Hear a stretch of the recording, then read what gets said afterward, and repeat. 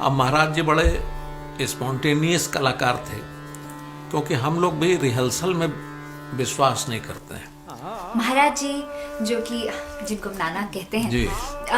उनका एक बहुत ही खूबसूरत उनके नृत्य की खासियत थी कि वो बहुत ही श्रृंगारिक नायक के रूप में श्रृंगारिक नृत्य करते थे।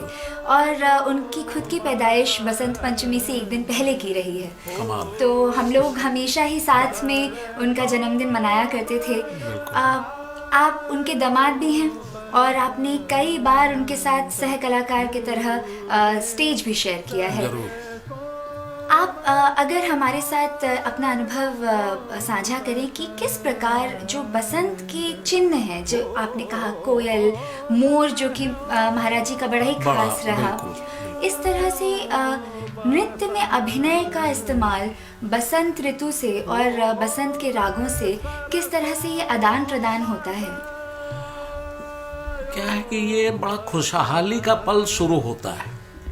ये जो है बसंत ऋतु से हम खुशहाली की तरफ जाते हैं, तो उसका एक जो उमंग है वो नृत्य में तो और भी खिल के आता है। और महाराज जी जैसे लीजेंड पर्सन, और हम लोगों का बड़ा सौभाग्य रहा कि उनके साथ नज़दीकी इतनी रही कि करीब 6 कॉन्सर्ट हम लोगों ने ऑल ओवर इंडिया में और एक कॉन्सर्ट लंदन में गाया, और जिसमें पंडित किशन महाराज जी तबला सम्राट, नृत्य सम्राट पंडित बिरजू महाराज जी, और हमारे बड़े भाई, मैं तो उनको गायन सम्राट ही अपने हृदय में रखता हूँ, वो और हम। तो हम लोगों की ये जो एक तीनों लोगों का एक ग्रुप बना, और पूरे हिंदुस्तान में 6 कार्यक्रम, एक कार्यक्रम लंदन में हुआ, तो उससे महाराज जी को और नज़दीक से देखने का सुअवसर मिला।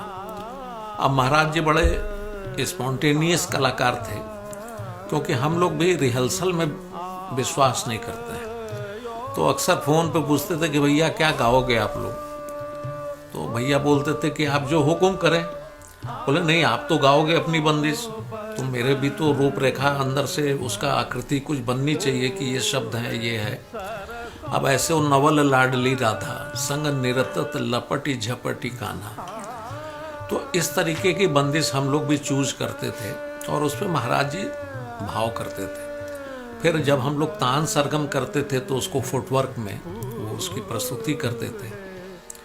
तो महाराज जी एक ऐसे बिरले कलाकार हुए, सही मायने में संगीत जगत के वो नायक कलाकार थे। गायन, वादन, नृत्य तीनों उनके अंदर में समान धारा में बहता था, जो कि बहुत ही मतलब मुश्किल कार्य है कि बिल्कुल समान स्तर पे थे। तो वो नृत्यकार, लेकिन वो उतने ही अच्छे गायक भी थे, वो उतने ही अच्छे तबला वादक भी थे, और कोई भी ऐसा इंस्ट्रूमेंट नहीं है जो महाराज जी न बजा लें।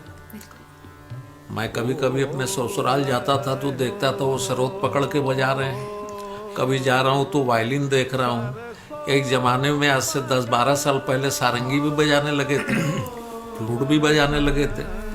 तो एक तो उनकी जो जिज्ञासा थी हर चीज़ को जानने की, और वो इसलिए थी कि वो बड़े प्राकृतिक थे। जी बिल्कुल। वो नेचर से एकदम से जुड़े हुए व्यक्ति थे, और नेचर के कारण ही उनके डांस में एक इतना बड़ा विशालता दिखता था। बिल्कुल।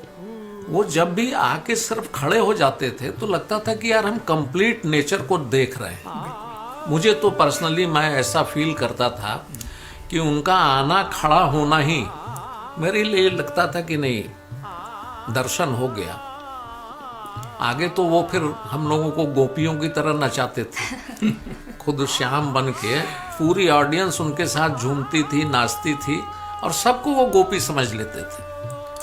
तो ये जो उनके अंदर में कुदरत का दिया हुआ ये गुण था, वो तो अद्भुत था। और हम बहुत भाग्यशाली रहे हैं कि बचपन से उनको देखे। जी। तो उनका वो भी नृत्य हमने देखा है, जब जवानी का नृत्य भी देखा है, एक मिडिल एज का भी नृत्य देखा, और एक ओल्ड एज का भी देखा। तो वो कैसे सिलसिलेवार ढंग से, जैसे सीढ़ी दर सीढ़ी दर सीढ़ी, वो ऐसे वो आसमान की तरफ ऐसे गए हैं, और ऐसे क्षितिज पे अपने काम को छोड़ दिया है।